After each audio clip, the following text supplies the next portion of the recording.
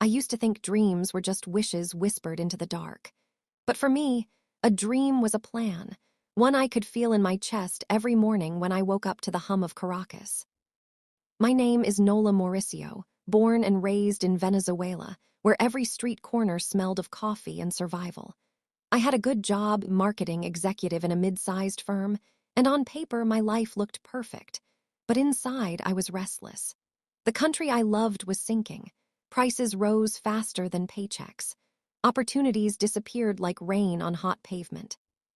At night, I'd scroll through photos of New York, glass towers, yellow taxis, people who looked like they knew exactly where they were going. I wanted that feeling. I wanted control. So I saved every bolivar I could, skipped dinners out, sold my car, and whispered to myself every night, "One day, Nola, you'll live the American dream." My friends thought I was crazy. "You're throwing away stability for uncertainty," one said, but they didn't understand staying felt like slow death. The morning I printed my resignation letter, my hands trembled, but my heart was steady. I wasn't just leaving a job. I was leaving everything familiar for a future I couldn't see but desperately needed to touch. As I zipped my suitcase, I didn't know it then, but I was packing more than clothes. I was packing faith, fear, and fire. And the flight that was supposed to change my life did, just not in the way I imagined. The immigration agency's website looked polished, smiling faces, success stories, promises of jobs waiting for people like me. They said, "We handle everything: visa, work permit, and housing. All you have to do is believe." So I did. I wired them almost all my savings, thousands of dollars, the price of every late night I'd worked, every sacrifice I'd made. When they sent me the approval email, I cried the kind of tears that taste like hope. The night before my flight, I sat on my small balcony watching the city lights flicker. My mother called. Her voice was soft, worried. "Mija, America is not paradise. Be careful who you trust." I promised her I would. When the plane touched down in the U.S., I felt the kind of happiness that makes you forget to breathe. The air smelled like possibility, cold, clean, expensive. But that feeling didn't last long. At the airport, a woman holding a clipboard greeted me. "Welcome, Nola. We'll take you to your housing." Her smile was thin, professional. I followed her into a van with 5 other immigrants, tired eyes, silent dreams. That night, I lay on a narrow bed in a shared apartment, staring at the ceiling. Something felt off. The agency's representative hadn't mentioned anything about my job yet. I told myself to be patient. Tomorrow, I thought. Tomorrow, I'll start my new life. But I didn't know tomorrow was the beginning of a nightmare, wrapped in promises. Morning came too early. The agency van dropped us off at a bland-looking office on the edge of the city. Inside, a woman with a bored face handed me a clipboard. "Sign here. You'll be assigned a cleaning shift tonight." I blinked. Cleaning shift? There must be a mistake. I applied for a marketing position. She didn't even look up. "That's not how it works here. Take the job or you're on your own." Her tone was final, like a door slamming shut. That was my welcome to America. The next night, I found myself pushing a mop through an empty office building, fluorescent lights buzzing like angry bees. My reflection in the polished glass looked like someone else, someone small. I wanted to cry, but tears felt useless. Every swipe of the mop was a reminder of the thousands of dollars I'd lost and the lie I'd bought into. My phone buzzed, a message from Myra, my best friend who'd come with me. "Got a job. Old lady needs a live-in maid. It's not great, but at least it's something." At least it's something.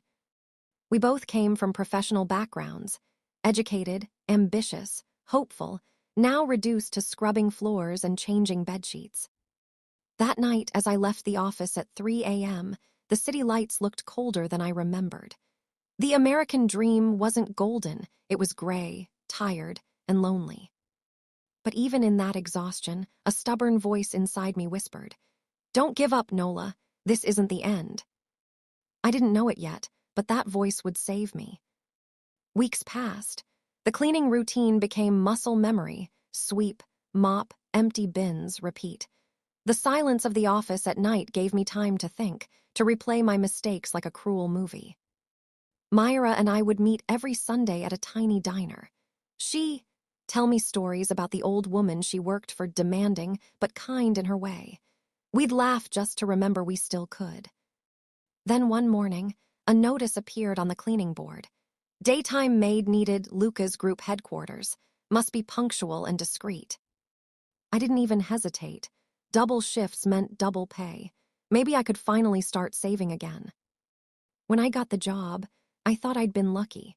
I didn't know that luck sometimes disguises itself as a test. My first day at the Lucas group felt like stepping into another world. Marble floors, glass elevators, men in tailored suits speaking money as if it were a language only they understood. My supervisor, Mrs. Dent, led me through the hallways. You serve quietly. No opinions, no conversations. You're invisible here, understood. Invisible. As I polished the conference table that morning, I caught my reflection again, same woman, new cage. And then the elevator doors opened. Two men stepped out, tall, confident, sharp suits, sharper eyes. Those, Mrs. Dent whispered, are the Lucas brothers. I didn't know it then, but those men would make my life a living hell. The first time I entered the Lucas brothers' conference room, it smelled like power, cologne, espresso, and ambition. The kind of room where voices carried weight and silence had a price. I stood by the corner table, pouring water into crystal glasses, trying to make myself invisible. The brothers, Elias and Mateo Lucas, spoke fast, switching between English and Spanish like they owned both languages.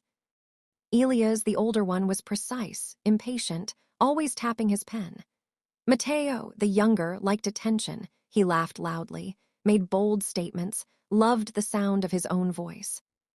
"Keep the coffee warm," Elias told me without looking up. His tone was clipped, as if talking to a machine. "Yes, sir." My voice barely rose above a whisper. The meeting began.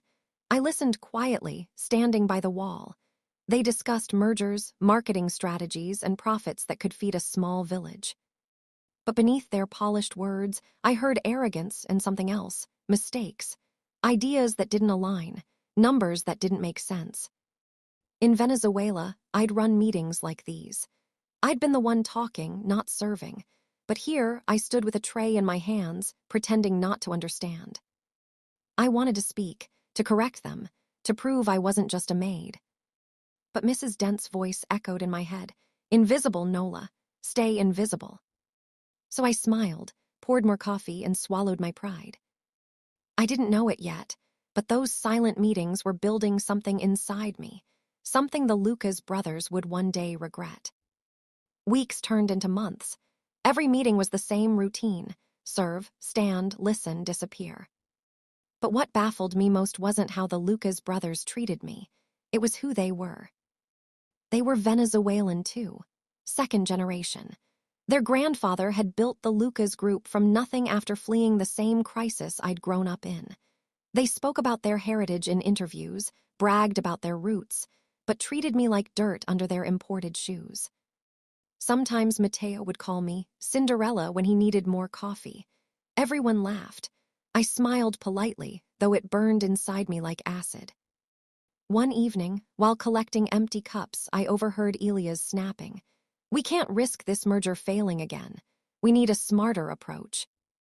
I knew exactly what was wrong with their plan. I'd seen the numbers. I wanted to say something, just one sentence, but my throat locked. As they left, Mateo tossed a napkin on the floor. "You missed a spot." That was the night I promised myself something. If this city was built on arrogance, I'd learn its blueprint. If success required silence, I'd master it for now. I wasn't meant to stay invisible. I was just learning how to be seen at the right time. Our apartment was small, one bedroom, peeling paint, and a window that refused to shut properly. But it was ours.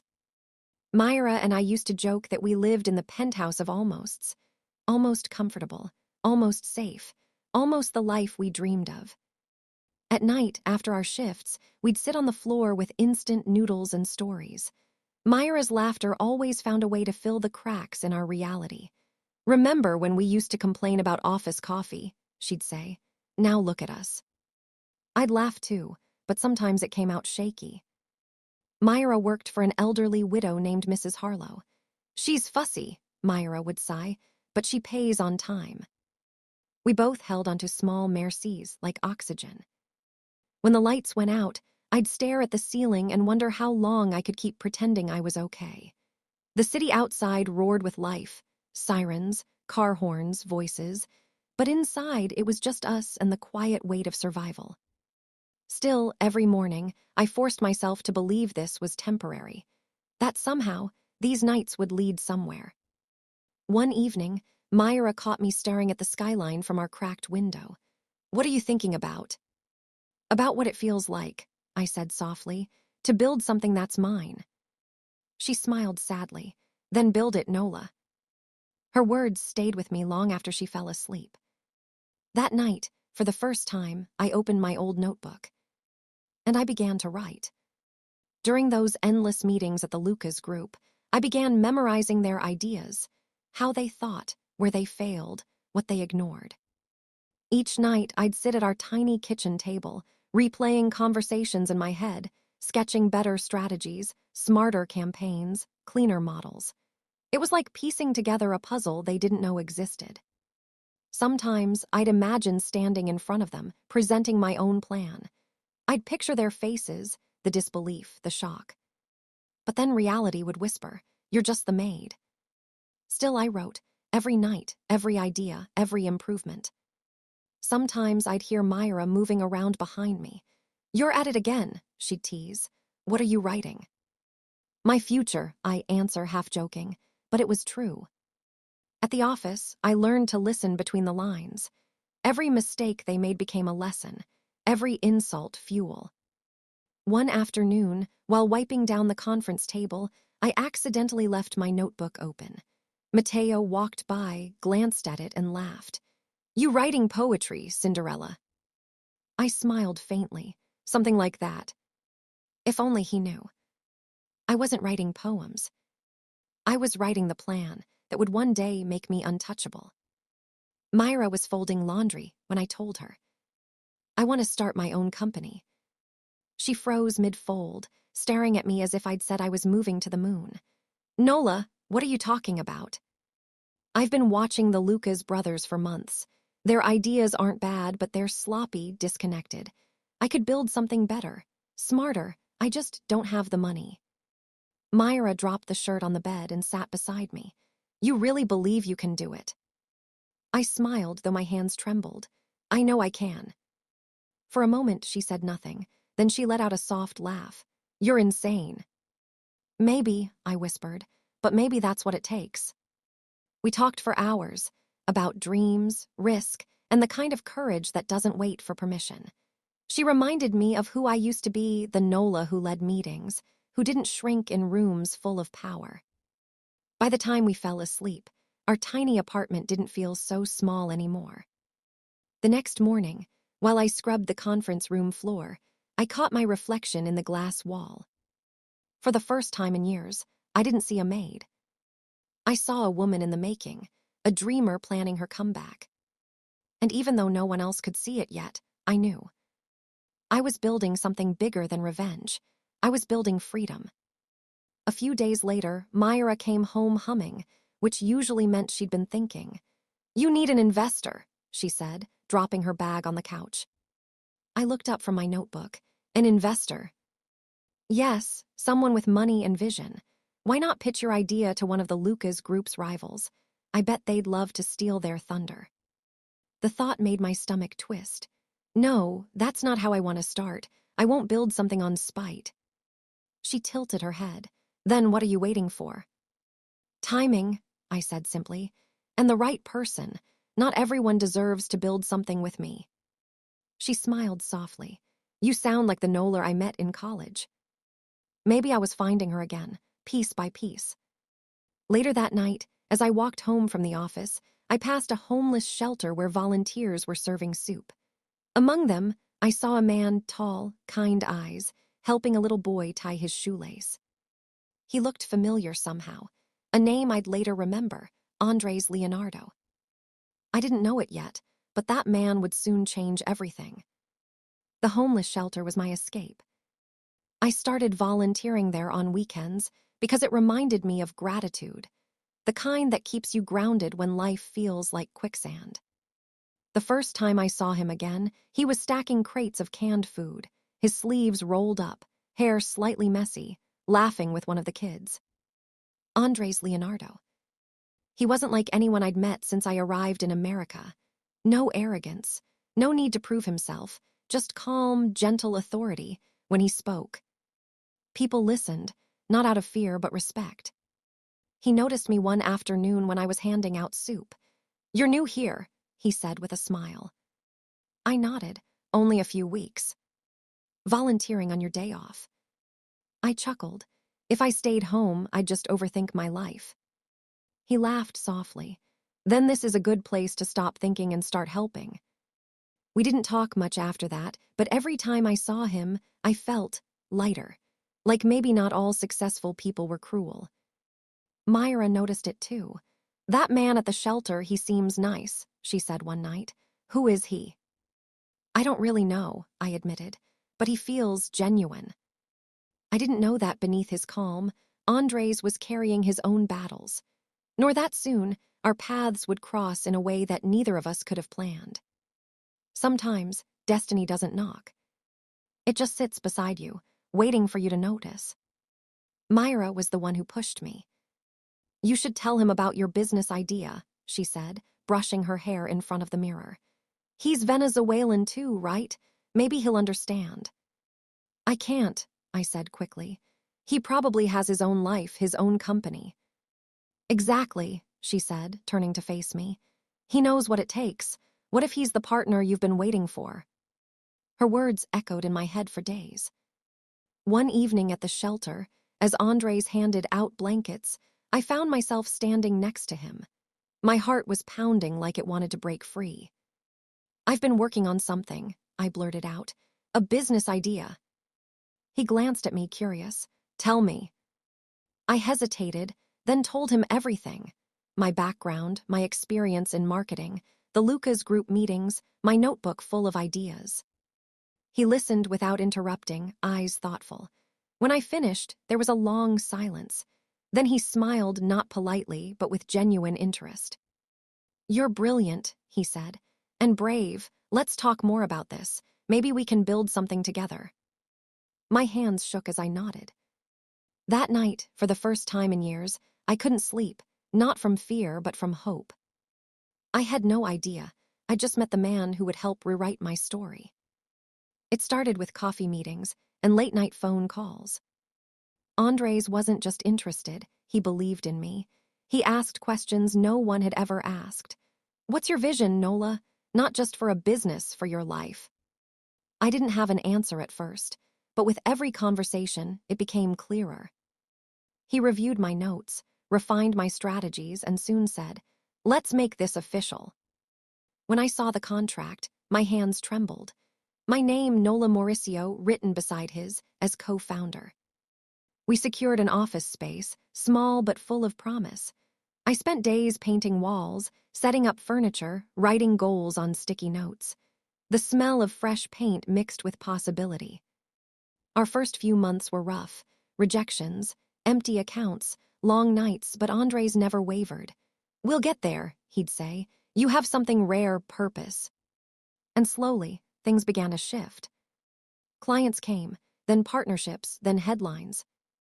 3 years after mopping office floors, I was signing contracts that people once told me I'd never touch again. Sometimes I'd walk past skyscrapers and remember my first nights in America.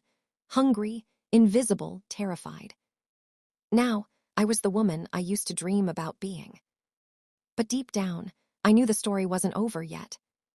Because fate has a way of circling back, especially when you think you've outrun it. 2 years later, I was invited to speak at the Young Entrepreneurs Conference downtown. Our company had become one of the fastest-growing marketing consultancies in the region. When I walked into the ballroom, the chandelier light bounced off polished glass and ambition. I felt calm, centered, until I saw them. The Lucas brothers.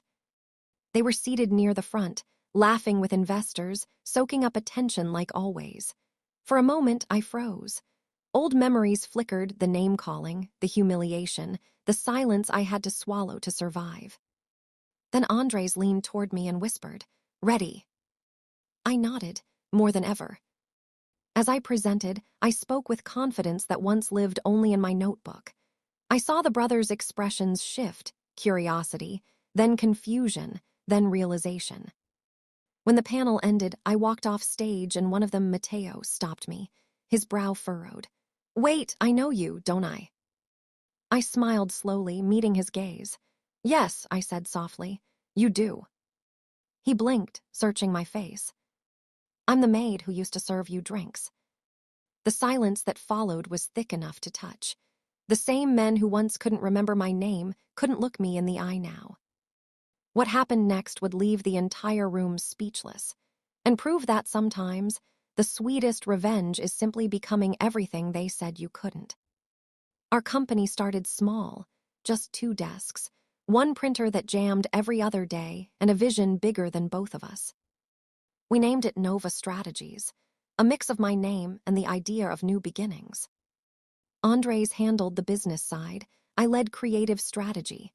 Myra joined soon after as our operations manager, leaving her maid job with tears and laughter.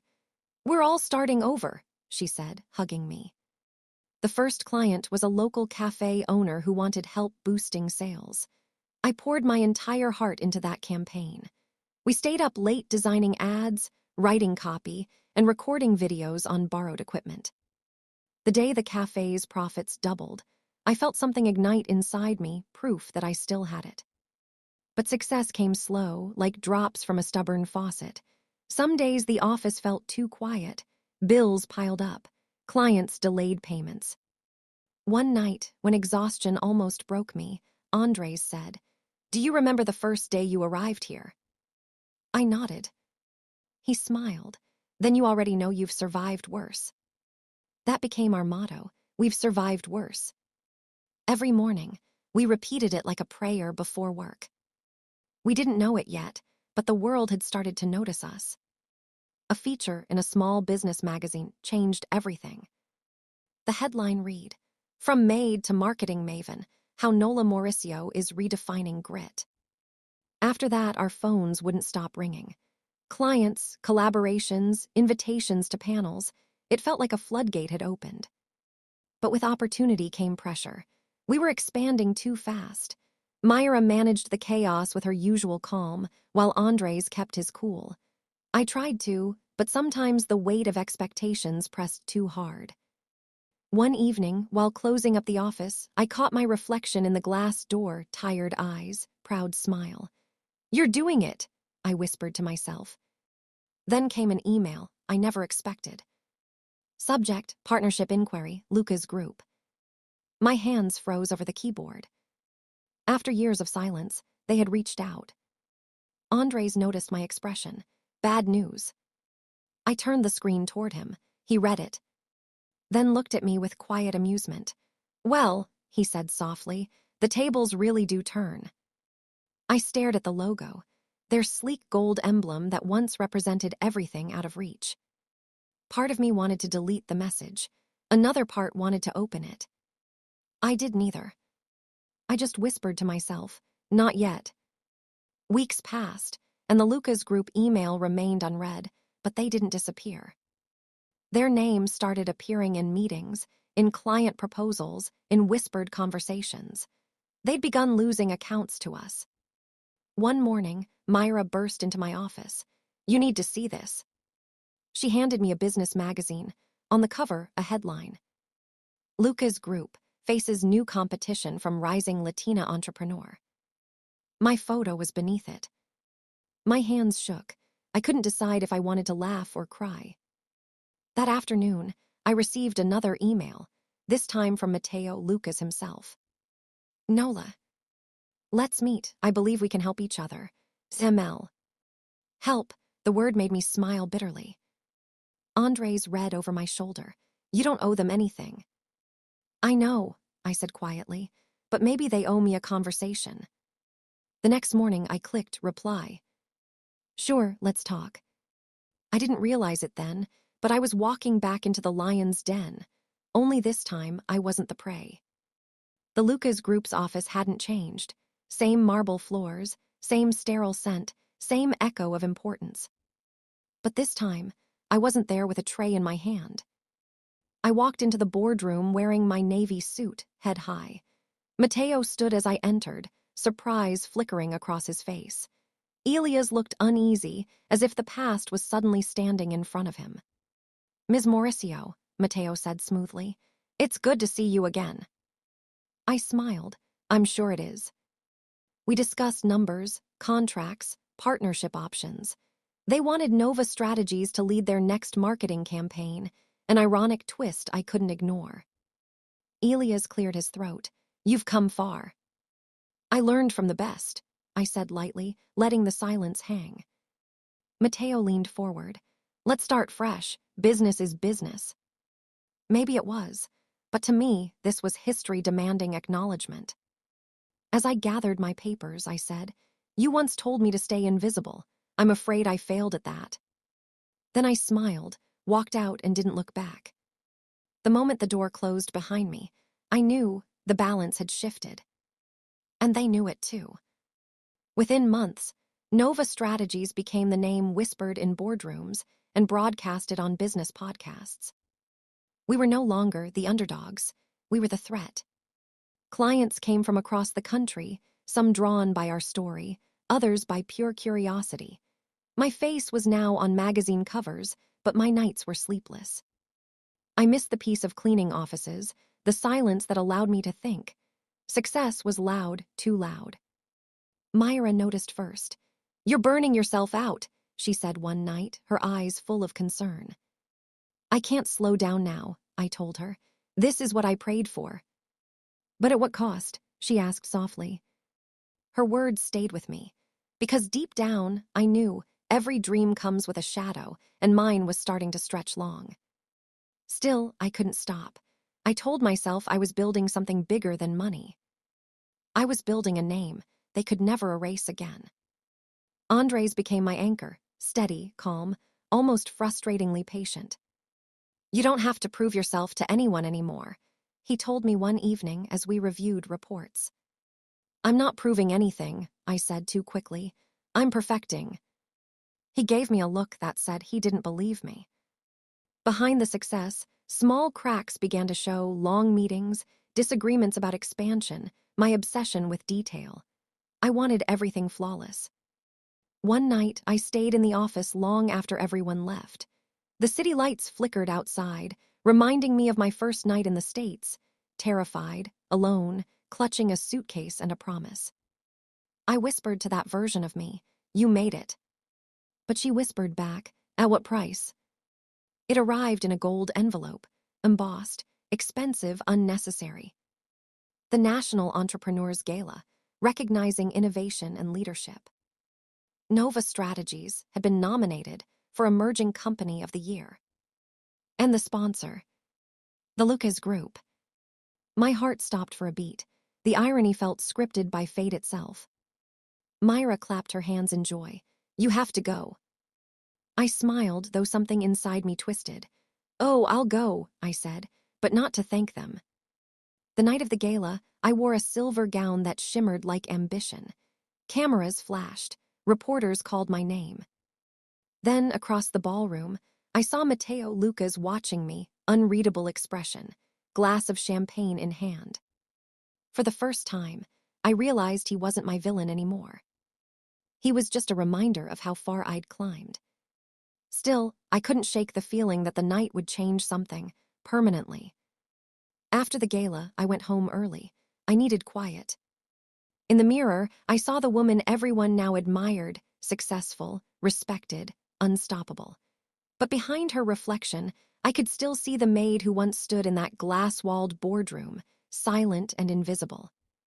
Myra came in and stood beside me. You did it, Nola, she said softly. I smiled at her reflection. No, we did it. She squeezed my shoulder. Promise me something. What? Don't let their world change who you are. I nodded, but inside I wasn't sure who I was anymore, the dreamer, the fighter, or the woman who finally won. That night, I didn't sleep. Because deep down, I could feel it. Success had only been the beginning. The reckoning was still to come. Success attracts everything: praise, envy, and danger disguised as opportunity. After the gala, investors flooded in. Some offered partnerships that didn't sit right with me. Too much money, too little honesty. Myra warned me, don't let them buy your dream. But part of me was tempted. After all, I built this from ashes. Did I deserve to shine without limits? Then one morning, Andres walked into my office with a newspaper. The headline read, Luca's group faces internal scandal. Stocks drop overnight. I stared at the photo, Mateo and Elias, pale-faced and desperate. Andres said quietly, they're collapsing. Something cold twisted in my chest. I had dreamed of justice, but now that it stood at their door, I didn't feel victory. I felt pity. And a strange thought whispered, what if fate was asking me to choose what kind of woman I'd become? 2 days later, I got the call I never expected. Mateo Lucas himself. Nola, he said, voice quieter than I remembered. We need help. Our PR is in ruins. You're the best in the business. For a second, I thought it was a prank. You want me to fix the company that once made me clean its floors? Silence, then a sigh. I want to survive, Nola. You know how fast a legacy can burn. I didn't answer right away. Andres frowned when I told him, you can't, they'll use you. But Myra surprised me. Maybe helping them is how you'll finally close the chapter, not with revenge, but with control. I looked at both of them and whispered, or maybe it's both. I returned to the Lucas group, this time as a consultant, not a servant. The same marble floors, but now every step echoed differently. Elias avoided my eyes. Mateo tried small talk. I didn't indulge either. Their empire was crumbling, lawsuits, bad press, board rebellion. I rebuilt their strategy piece by piece, but not for them. I did it for me, to prove that the maid they once ignored was now the woman saving their name. At the end of one tense meeting, Mateo said softly, you've changed. I looked straight at him. No, you just never really saw me before. 3 weeks later, their reputation was reborn, stronger, cleaner, profitable again. Mateo asked to meet privately. Nola, join us as partner. The offer hung in the air like perfume, tempting, dangerous. For a heartbeat, I imagined saying yes. The power, the status, it was everything I once dreamed of. Then I remembered the girl who once served water in the same room, hands trembling. I smiled. Thank you, Mateo, but I already have a company and it doesn't run on apologies. He looked at me as if trying to understand the kind of power that doesn't need validation.